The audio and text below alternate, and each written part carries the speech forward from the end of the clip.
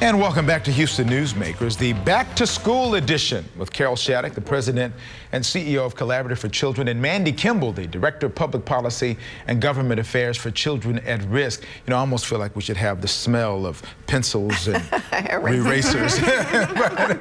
Whenever I say back to school, I kind of go back to that. I don't know what that is. Hey, let's talk about, you have a component. It's called Find Child Care. You can go to the website and you can actually find child care.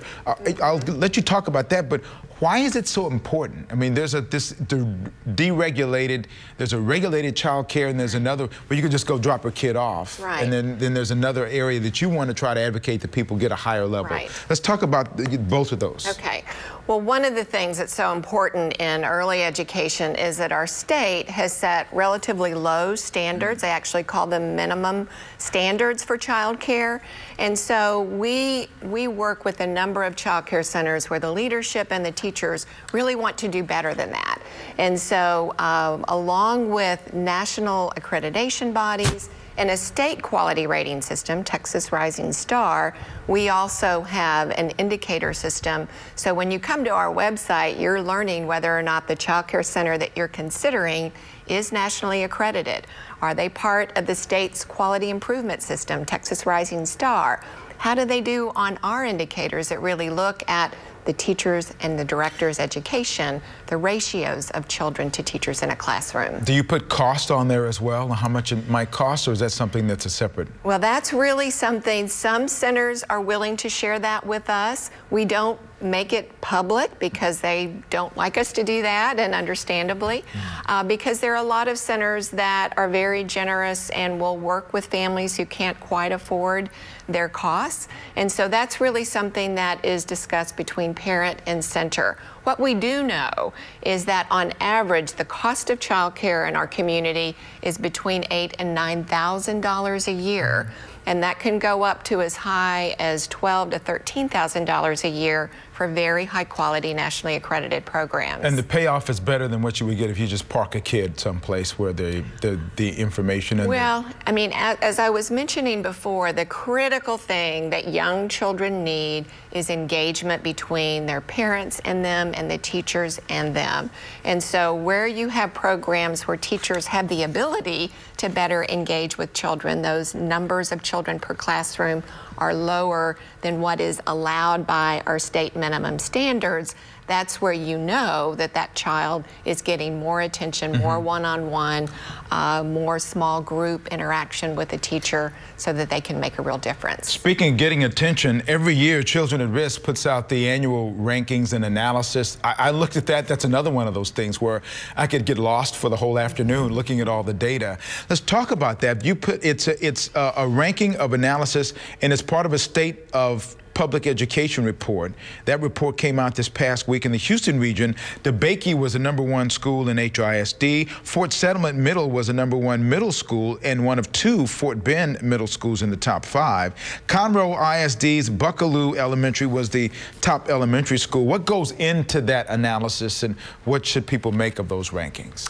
Sure. Well, the purpose of the analysis is to raise awareness on how are our public schools doing for our children. And the tool is for parents so that they can better advocate for their child. And what we look at is student performance, so tests, student growth. Are they improving from one year to another in college and career readiness? And why it's so important is that we need to know what is working, right? And how can we replicate these best practices, and what is not working so that we can remedy the situation. 48% of the schools in the Houston area ranked A or B.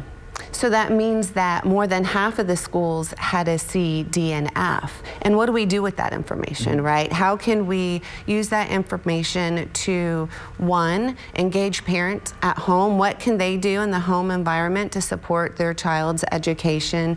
And two, what kind of conversations do they need to be having with their school and school board? Can it be frustrating if you find yourself outside of the area where those schools are doing well, and you say, well, my child, this is the district where we're supposed to be, this is the school we're supposed to be? Or can both of your websites and your organizations help people understand how they can maybe change that dynamic a bit? Well, the only thing I'll say, and I know you probably have a lot more to say, is that you need to know whether your district allows you to select the school. In Houston ISD, a parent can go to other schools. There has to be space in that school, but through our magnet system and through our ability for parents to select schools, that's something that all parents have the opportunity to do within Houston ISD.